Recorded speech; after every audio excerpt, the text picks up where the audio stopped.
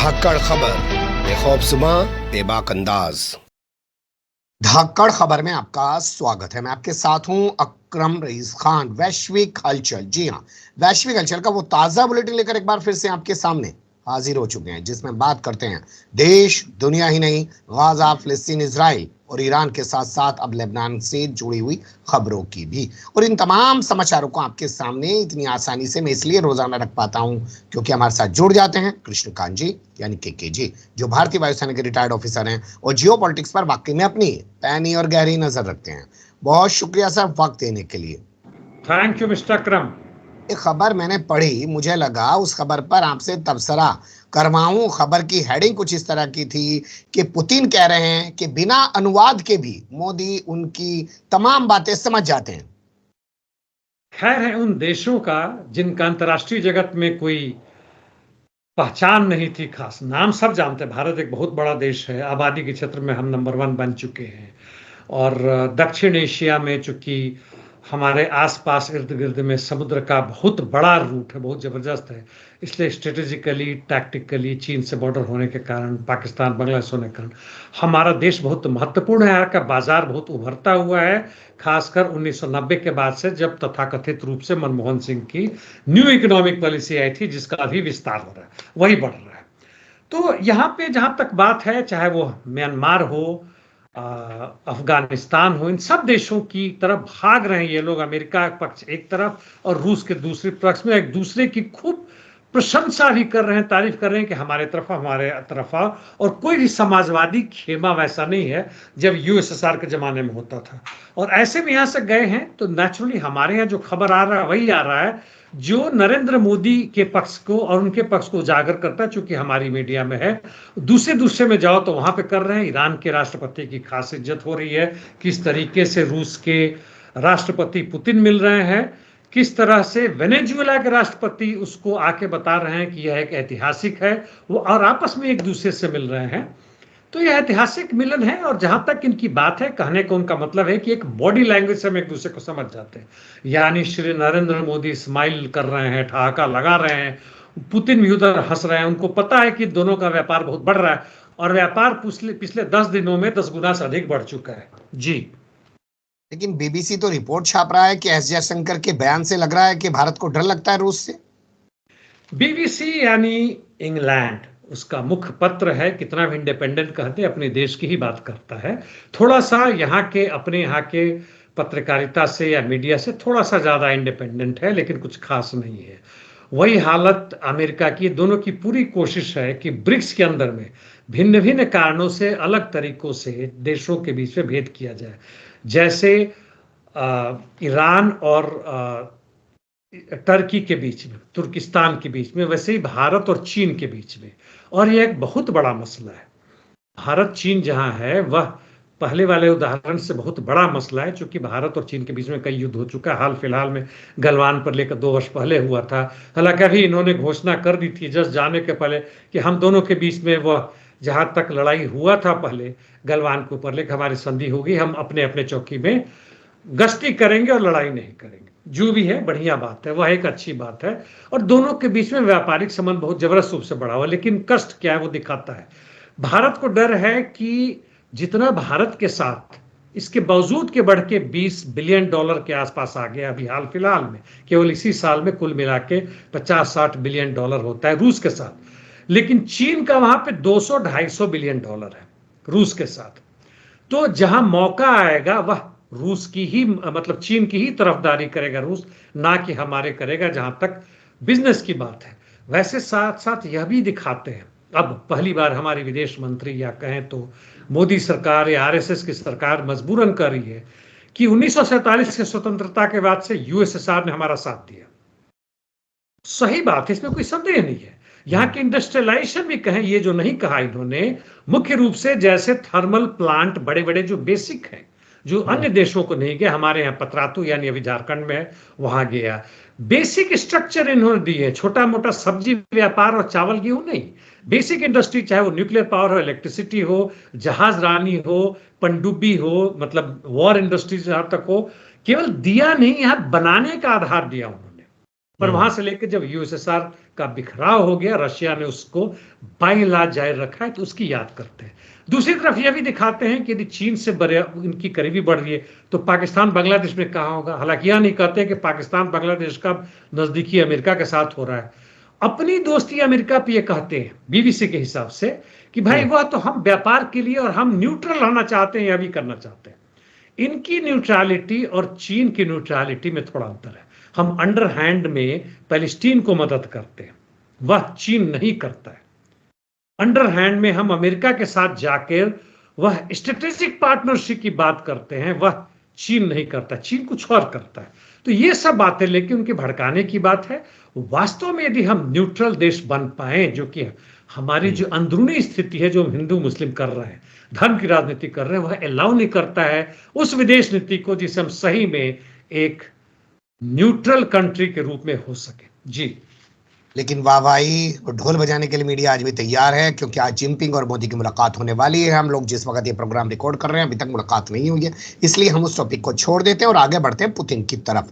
ऐसा लग रहा था यूक्रेन जंग के बाद अमेरिका पुतिन को, रूस को अकेला कर देगा, लेकिन जिस तरीके से ब्रिक्स की मीटिंग वहां पर हो रही है, वो 36 देश वहां पर जमा हो गए हैं। सिर्फ 9 ही तो मेंबर हैं अभी, लेकिन 36 देश वहां पहुंच गए हैं। तो उससे तो लग रहा है कि पुतिन की रणनीति सही काम कर रही है। बिल्कुल सही कर रही है। इसी कारण वहां तक, जहां तक पुतिन की बात है, अब पुतिन अब यूरोप छोड़ के दक्षिण एशिया, केवल दक्षिण पूर्व एशिया नहीं, दक्षिण एशिया एशिया की तरफ मुंह कर रहे हैं, जिसमें चीन, भारत तो प्रमुख है, छोटे मोटे देश भी, चाहे वो म्यांमार हो, तालिबान हो, सबके साथ वो कर रहे हैं। और ये सब के सब देश अब मुंह उठा के कहें एक तरह से, केवल 36 से नहीं, और भी हैं जो कि करीब 3-4 दर्जन यानी 48 के आसपास हो जाएंगे।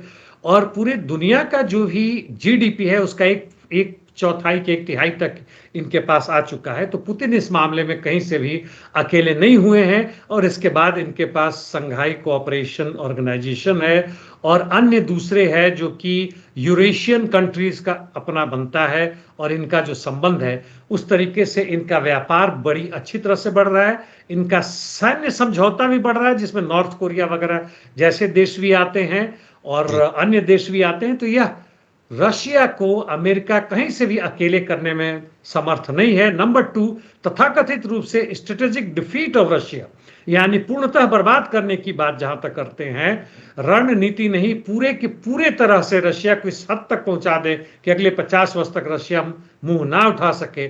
दूसरी तरफ कभी बात चलेगी तो बातचीत हम कर ही चुके हैं कि भविष्यवाणी हुई है कि 28 तक आते आते रशिया जीत चुका रहेगा इसी शताब्दी में, और 32 तक आते आते अमेरिका बर्बाद हो चुका रहेगा। जी, चलिए, तो आने वाला वक्त बताएगा, लेकिन हाल फिलहाल की बातें कर लेते हैं। पैलेस्टाइन अथॉरिटी के जो महमूद अब्बास हैं, उनको भी आमंत्रित किया है पुतिन ने, और ये सब गाजा जंग के दौरान हुआ है। इसे आप कैसे देखते हैं? इससे हम लोग जैसे भी देखें, इसको इजराइल बहुत ध्यान से देख रहा है, और इजराइल की पूरी कोशिश है, जितना भी ताकत लगा रहा है कि ब्रिक्स को भी तोड़े, और जितने भी वह संबंध हैं जिनसे बन रखा ईरान का, और ईरान के साथ साथ जितने भी रेसिस्टेंस फोर्स है उनके। जहां तक पैलेस्टीनियन अथॉरिटी की बात है, महमूद अब्बास की, उनके चरित्र पे मैं बड़ा ही श्योर नहीं हूं। ये इधर की बात उधर, उधर की बात इधर करते हैं। चुनाव पिछले पता नहीं कितने वर्षों से नहीं हुआ है, इसलिए कार्यवाहक राष्ट्रपति हैं, और उनका विचारे का कर भी क्या सकते हैं। इसलिए कह रहा हूं कि वेस्ट बैंक पे बैठे हुए हैं जहां इजराइल का कब्जा है। हाँ, बुलाया है जहां तक पुतिन ने, वह एक अच्छी बात है। जी, मैं इस सवाल को और विस्तार से समझना चाहता हूँ। एंटोनी ब्लिंकन जो है वो इजराइल पहुंच चुके हैं। अमोच होचस्टीन, जिसे विशेष सलाहकार बताया जाता है बाइडन का, वो लेबनान में मौजूद है। एमबीएस जो है वो भी एक्टिव है, जॉर्डन से बात कर रहा है, और क्या नाम, इराक से प्रधानमंत्री से भी बात कर रहा है। ऐसे में खबर ये भी आती है कि अमेरिका ने इजराइल को कहा है कि वो जो अपना बैंकिंग सिस्टम है वो पैलेस्टाइन अथॉरिटी के साथ बेहतर करे, यानी कि उसका जो पैसा है वो उसे दे। पैलेस्टाइन अथॉरिटी के जो प्रेसिडेंट हैं वो वहाँ पुतिन के पास पहुंच जा रहे हैं, और उस वक्त पहुंच जा रहे हैं जब वहाँ पे ईरान के राष्ट्रपति भी मौजूद हैं। क्या अब लग ये रहा है कि आने वाले समय में पैलेस्टाइन अथॉरिटी की भूमिका अहम होने वाली है? एक तो यह बात है कि आपने सारे मिला के कहा, वो बहुत बढ़िया है, हम सब उसको समझें। और अंतिम प्रश्न का जवाब यही है कि पैलेस्टीन अथॉरिटी को संभवतः पोस्ट वॉर जब भी खत्म हो उसको लाना चाहते हैं, क्योंकि बाहर से कोई भी देश तैयार नहीं हो रहा, और अंदर में जो ये काम कर रहे हैं उसमें हर दिशा में यही कर रहे हैं, चाहे MBS हो सऊदी अरबिया का या जॉर्डन के किंग हो अब्दुल्ला टू या जो भी हो, इन लोगों की सब कोशिश ये हो रही है कि ऊपर से दिखावे के लिए हम, जहां तक इजराइल जो काम कर रहा है, अमेरिका ने भी 30 दिन दिया हुआ, वो एक्सटेंड भी हो सकता है, हम पूरा मौका दे IDF को कि वह हमास की तरह, हमास के अलावा भी जितनी अभी भी हमास की काफी ताकत बाकी है, हिजबुल्लाह को भी पूर्ण बर्बाद करे। यहाँ पे एक लाइन में यह भी कहना चाहूंगा कि जिस तरह से इन्होंने गाजा पट्टी में हमास के ठिकानों का जो भी करना था, उसके अलावा जितने भी सिविलियन इंफ्रास्ट्रक्चर थे, जो सिविलियन हॉस्पिटल, इनके रिफ्यूजी का कैंप, इनके मानवीय सहायता देने का केंद्र, उसको जिस तरह से बर्बाद किए, भली उसमें UN के स्टाफ मारे गए हों, विदेशी पत्रकार मारे गए हो, वही हालात वह अब लेबनान में कर रहे हैं, और पूरी तरह से लेबनान के बर्बाद करने की कोशिश है, ताकि वहां पे जनसंहार जारी रहे, लेबनान के लोग खत्म हुए, और वहां की आधारभूत जो बनता है, बड़े बड़े बिल्डिंग जितनी अट्टालिका है, जो भी प्रगति हुआ है, उसको नेस्तनाबूद कर दें। और इसी दिशा में ये ब्लिंकन सबको बता रहे हैं कि भैया रोको अभी, और हमें मौका मिलता है कि यदि ईरान पे हम आक्रमण करते हैं तो काउंटर अटैक ना हो, यदि काउंटर अटैक हो तो तुम्हारे हर एयरबेस का हम इस्तेमाल करें, हर जगह का इस्तेमाल करें। हालांकि ईरान के विदेश मंत्री ने कहा है कि सबसे मिलकर बात करें, वो भी काफी भागदौड़ मचा रहे हैं कि युद्ध के दौरान यदि इजराइल अटैक करता है ईरान पे, तो उनके एयर बेसिस या किसी भी मिलिट्री बेसिस का इंटेलिजेंस का इस्तेमाल ना हो, वो हवा में बात कर रहे हैं। उनकी मतलब कोशिश तो जारी है, लेकिन उनके बातों का असर नहीं होगा, क्योंकि ये धूर्त और मक्कार लोग पूरी तरह से अमेरिका और इजराइल के साथ है। यहां तक कि ठीक है, इसको छोड़ दीजिए, आगे बढ़िए। चलिए, यूक्रेन की स्थिति को लेकर उस दौर में UN द्वारा बात की जा रही है जिनेवा में बैठकर, जब ब्रिक्स सम्मेलन चल रहा है रूस में। कहा जा रहा है कि 1/3 आबादी खत्म हो चुकी है उसकी। वो सही बात कर रहे हैं, खत्म मतलब इस मामले में नहीं कि मारे जा चुके हैं लोग, अभी भी पिछले वर्ष में वहां की आबादी में 10 लाख बहुत होता है, जबरदस्त होता है। और 1/3 आबादी की बात करें, यानी कुछ करोड़ लोग, 5-6 जो भी आबादी रही होगी, तो उसके 1 से 1.5 करोड़ लोग, वह लोग यूक्रेन छोड़ के भाग चुके हैं। मैक्सिमम पश्चिमी दिशा में भागे, चूंकि रशिया का आक्रमण था। लेकिन जहां जहां वो पकड़े गए, और कुछ लोग रूसी भाषाई लोग या रूसी संस्कृति के लोग जो वहां पे थे, जो भरे हुए थे, खारकोव, खारसन, ओडेसा और जितने भी वो क्षेत्र थे, जापोरिजिया, वह लोग रशिया में भाग गए।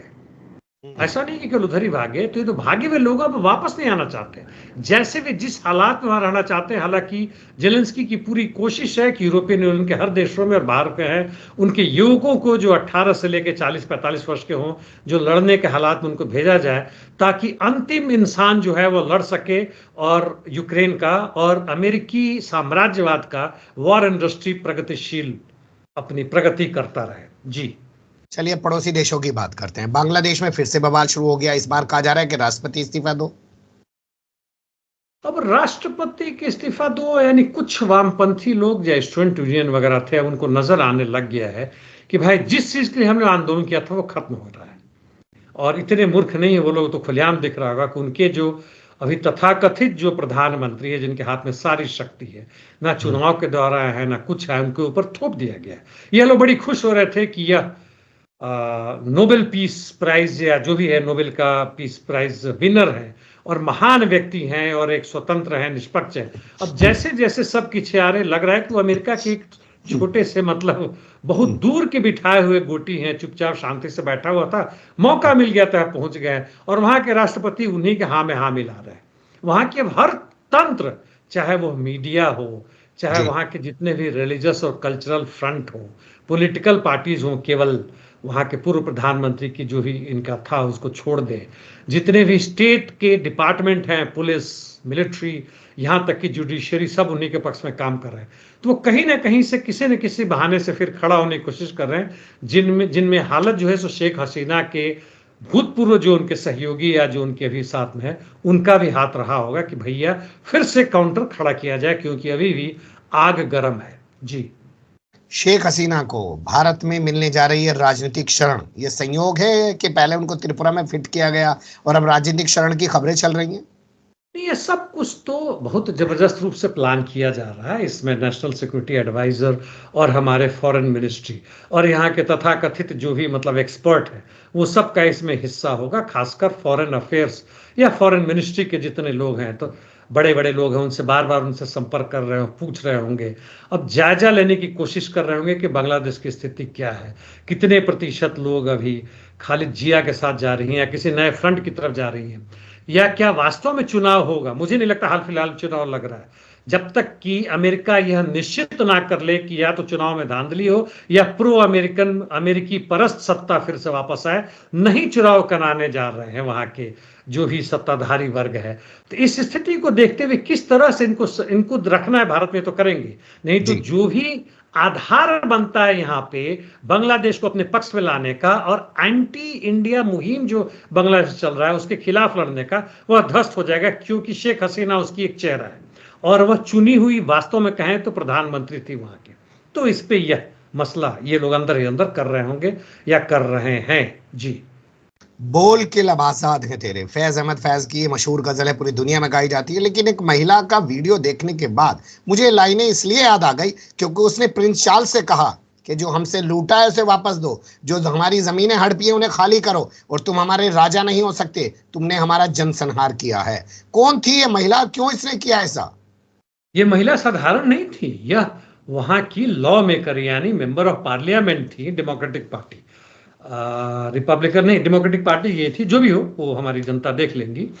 और इन्होंने वहां पे चूंकि सामने सामने थी, साधारण महिला तो आ नहीं सकती है, और खुलेआम ये नारा लगाया कि हम तुम्हें अपना राजा नहीं मानते, और जो यहाँ राजतंत्र का तुम हुआ कर रहे हो, जो हमसे लूट के ले गए, जो भी लूट के ले गए, जो भी हमारे जमीन में तुम्हारा बना हुआ सब मजाक बंद करो और हमें वापस करो। और इसलिए वहां के राजा, पूरे मीडिया के लिए बड़ा मुश्किल हो गया कि भाई कैसे करें। वैसे बाय द वे भारत भी मानता है उनको अपना राजा, और इस मूर्खता का अंत होना ही चाहिए। जी, ये खबर ऑस्ट्रेलिया से छपी और बहुत दिलचस्प खबर है, आप लोगों को देखनी चाहिए। अब रुक कर लेते हैं अमेरिकी चुनाव से जुड़ी खबरों का। ठीक है, ट्रंप आए, उन्होंने ये पकाया वो पकाया, लोगों को सर्व किया, लेकिन मैकडोनाल्ड किसी का भी सपोर्ट नहीं करता है राष्ट्रपति चुनाव में। सफाई दे रहा है मैकडी। हाँ, मैकडी से पूछा गया कि भैया आपने ट्रंप को क्यों अपने आने दिया। जब वो आए थे उनके रेस्टोरेंट में, तो उस समय बाकी जनता का आना जाना बंद कर दिया। वो होता है, हर जगह होता है। हमारे यहाँ के प्रधानमंत्री अभी की नहीं, पहले के भी जाएं, पहले वाले में कम होता था। मान लीजिए मेट्रो को उद्घाटन है तो कुछ खास लोगों को चुन के लाया जाता था ताकि फोटो खिंचाए, हंगामा कर, बाकी लोगों को बाहर जाओ, आज तुम्हारा टाइम नहीं है, कल से आना। तो वह चीजें की गई थी, तो इस पर काफी हंगामा हुआ कि भाई आप कैसे इस तरह से कर रहे हैं। तो मैकडी के जो भी मैनेजर हैं या उनके प्रेसिडेंट हैं, उन्होंने कहा कि भाई तो हमने तो कमला हैरिस को इनवाइट कर रहा, काफी आइए, हमारे यहाँ का इस्तेमाल कर सकते हैं, इससे हमारा प्रचार हो रहा है, इसमें हमें दिक्कत क्या है। और हालांकि कुछ लोगों ने ट्विटर पे लिखा कि भाई मैकडी ये कर रहा है और इस तरह की प्रचार तंत्र में शामिल हो गया है, उनको इसीलिए बताना पड़ा, अपना सफाई देना पड़ा, क्योंकि उन्होंने कहा कि भाई तुम ट्रंप जैसे आदमी के लिए प्रचार के लिए करो तो हम तुम्हारा खाना नहीं खाएंगे। तो मैकडी ने कहा कि नहीं, वो लोग नाराज हैं, लेकिन नाराजगी जल्दी खत्म हो जाएगी। लेकिन जितने लोग नाराज हैं उससे 10 गुना ज्यादा लोग बड़ी खुश हो रहे कि भाई मैकडी है, चलो वहां चलते। और इसी चक्कर में देखिए कि वह बर्गर जो खिला रहे थे, क्वार्टर बर्गर या कुछ कहते हैं उसको, क्वार्टर मतलब कि 1/4 हिस्सा उसमें बीफ डालते हैं, उसके नाम से उन्होंने किया था। 1970-71 से चल रहा, बड़ा फेमस है। उसमें कुछ गड़बड़ हो गया और खाने से लोग बीमार पड़ गए, करीब 50 लोग, जिसमें एक मर भी गया, और उसकी जांच खोजबीन जारी है। जी, बिल्कुल सही कह रहे हैं आप। और ये बड़ी खबर है आज की। मिशिगन में क्या हुआ है, हैरिस ने क्यों एक अरब अमेरिकी छात्र को अपनी रैली से बाहर करवा दिया? यह भी अजीबोगरीब सवाल है। मतलब ये खुलेआम इस तरह से आ गई है, जिसे यहाँ पे आरएसएस ने खुलेआम रूप से कहा कि वो हिंदुओं के मतलब मुख्य तंत्र हैं, वही उनके एकमात्र देखभाल करने वाले हैं, चाहे उसके साथ वीएसपी हो और दूसरे तरह की चीज हो, लेकिन वही सारे हैं। इसी तरह से अब डेमोक्रेटिक पार्टी जो वहाँ की अमेरिका की है, उन्होंने खुलेआम रूप से कहना शुरू किया है कि हम ही मुख्य रूप से हैं जहाँ तक पूरे के पूरे यहाँ के क्रिश्चियन या वाइट लोगों की है, और हमें कोई ज़रूरत नहीं है, चाहे वह यह अहमद गारिम है और घानिम है, जो भी इनका नाम हो, यह कहने के लिए इजिप्ट से माइग्रेट किए हुए पिछले 30 वर्षों से आ रहे हैं और अरब मुस्लिम्स को रिप्रेजेंट करते हैं। यह भी चुनाव जीत चुके हैं। और इनको ऐन मौके पर जब बातचीत चल रहा था, जब 10 मिनट हुआ था बैठे हुए, तो यहाँ के जो भी प्रचार तंत्र का एक बंदा था, इनको बोला कि आप बाहर चलिए। इन्होंने बाहर जाने से बोला हम ऐसे कैसे चल जाए। कमला हैरिस चूंकि बगल थी, बोला कि आप क्यों हटा रही। कमला हैरिस ने कोई जवाब नहीं दिया। तो कहा कि 2 पुलिस वाले आ रहे हैं, और 2 पुलिस वाला कहे कि आप अपने आप चलेंगे कि हम उठा के जबरदस्ती कान उठा कर और बाहर आए तो इनको कुछ भी बोलने नहीं दिया गया, ना इनकी बात कोई सुनी गई। न्यूज में आया हुआ है, और यह एक मतलब दिखा रहा है कि किस तरह दक्षिण पंथ, जो तथाकथित रूप से सेंट्रिस्ट पार्टी थी डेमोक्रेटिक, वह पूरे के पूरे दक्षिणपंथी पार्टी बन चुकी है। हाँ, जरूर उनकी नाराजगी होगी कि इसके पहले अगस्त महीने में जब हुआ था, तो अरब मूल के जो निवासी थे, अमेरिकी हैं, उन्होंने कहा था कि साफ साफ जवाब दो कि तुम्हारा हमास के प्रति या पूरे पैलेस्टीन के प्रति क्या रुख है। तो वहां पे ट्रंप के खिलाफ में तो नहीं गई, और इन्होंने खुद कहा कि हम इजराइल से प्यार करते हैं। और इनके पहले भी ओबामा ने कहा था कि ये लोग हमें नहीं समझते हैं, आप ओबामा ट्रंप जैसे लोग के साथ जाना चाहते तो जाए, लेकिन हमारा ही विदेश नीति है। जी, क्या ये अब इसलिए ज्यादा ऐसा कर रही हैं क्योंकि तमाम सर्वे ये कह रहे हैं कि जो बढ़त इनको मिली हुई थी, ट्रंप इनके बहुत करीब पहुंच गए अब? हाँ, जब बाइडेन हटे थे तो इनको 5 से 10% इनका बढ़ावा हुआ था। बाइडेन 35-40% लड़के हुए थे, ये जम करके 50 के आसपास पहुंची। ट्रंप अपने 45-46 पर थे। और यह भी करने की बात है कि वहां करीब 25 लाख मुस्लिम है। तो पहले बेसिकली ये लोग, जैसे हमारे यहाँ कांग्रेस के साथ होते थे, ये लोग डेमोक्रेटिक पार्टी के साथ होते थे। लेकिन अब इन्हें दिख रहा है कि भाई डेमोक्रेटिक पार्टी हमारा काम नहीं कर रहा है, और इसलिए यह एक ग्रीन पार्टी करके है, और वहां की एक महिला, वो भी महिला ही है, और उनकी लोकप्रियता में जबरदस्त इजाफा हुआ है। नाम है जिल स्टेन या जिल स्टीन, जैसे भी प्रोनाउंस करें, अंग्रेजी में है। और कारण यह है कि इनके तरफ जो भी मान लीजिए कि 25 से 30% केवल अरब लोगों के जो अमेरिकी नागरिक है, उनके बीच में जो किया गया था वह टूट गया है। इनके पक्ष में, जिलस्टीन के पक्ष में 10%, कमला हैरिस में घट के 10%, और ट्रंप को भी 7-8% उससे मिल रहा है, जो भी कारण हो। और इसलिए इन्हें लग रहा है कि भाई अब वह तो मिलने वाला नहीं है। और पूरे अमेरिका में देखें तो इनका जो है अब घट के 50 से घट के 45-46% आ गया है। और मतलब कमला हैरिस का घट के 50 से 45-46 आ गया है। ट्रंप 45-46 तक वहीं के वहीं है। यानी हम 2-3 दिन से बात कर रहे हैं कि पूरे कांटे की टक्कर है। और 7-8 ऐसे राज्यों में जो कि महत्वपूर्ण है, डावाडोल होता है, लेकिन नंबर उनका एक ही गिना जाएगा, वहां पे ट्रंप ने बढ़त ले ली है, संभवतः इन अरब उसके साथ। लेकिन मैं इतना ही कहना चाहूंगा कि हमारे भी साथी सोचे, वहां पे मजबूरी सोच रहे हैं, हमारी भी मजबूरी है, हम सोचे कि यह समय है कि हम ऑल्टरनेटिव पॉलिटिक्स के बारे में सोचें, विकल्प के बारे में सोचें। वहां पे ठीक है, अभी ग्रीन पार्टी में नहीं है, ग्रीन पार्टी कम्युनिस्ट नहीं है, लेकिन वामपंथी पार्टी है। वैसे भी यहां भी यह वक्त आ गया कि सोचे कि कांग्रेस भाजपा से बाहर निकले। जी, बिल्कुल आप सही कह रहे हैं। हम रुक कर लेते हैं। गाजा से जुड़ी खबरों का पहला जो अपडेट है वो आ रहा है इराक से। इराक में आईएसआईएस के नए मुखिया समेत 9 लोगों को मार डालने का दावा किया गया है। हाँ, उन्होंने, हालांकि इसका न्यूज जहां की इराक के गवर्नमेंट ने दिया, वहीं अमेरिकी मिलिट्री ने भी दिया। अमेरिकी मिलिट्री का क्या औकात बनती है, क्यों बनती है, ऐसे सोचे तो क्या अंतर पड़ता है। भारत भी कह दे कि हम वहां मारा गया, क्यों जरूरत पड़ी हमें। यह दिखाता है कि किस तरह अमेरिका के कहने पर ये सब, उन्हीं के इंफॉर्मेशन, उन्हीं के सब कुछ गाइडेंस भी, ये सब चीज हो रखा है। और तथाकथित रूप से एक स्वतंत्र इराक की बात अभी भी आधा अधूरा है। मैं यह नहीं कहूंगा पूर्ण रूप से खत्म हो गया है। और उसमें कह रहे हैं कि 8 लड़ाके मारे गए, और कोई अबुल कादिर है उनके नेता, जो अपने आप को इराक के गवर्नर कहते थे, और उनको मार दिया गया। आईएसएस के प्रमुख, तो उनके साथ 8-9 और भी लोग मारे गए। तो ये काम वहां पे चल गया। अगस्त में 15 लोगों को मारा था अमेरिका ने, तो यह काम चल रहा है।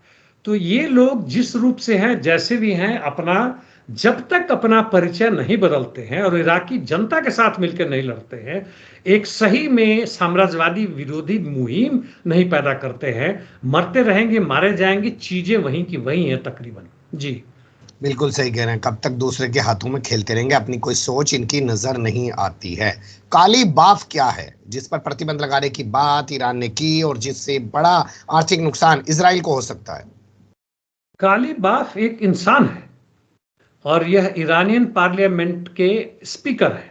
अच्छा। और हाल फिलहाल में इन्होंने कुछ बोलना शुरू कर दिया। वे नाम से ऐसा लगता है कि कोई जगह है या कुछ है, मुझे वैसा ही लग रहा था। अभी 2 दिन पहले ही इन्होंने कह दिया था लेबनान के आधार पे कि हम किसी और देश से, यूके वगैरह से मिलके हम वहाँ की, या फ्रांस से मिलके हम वहाँ शांति समझौता करेंगे।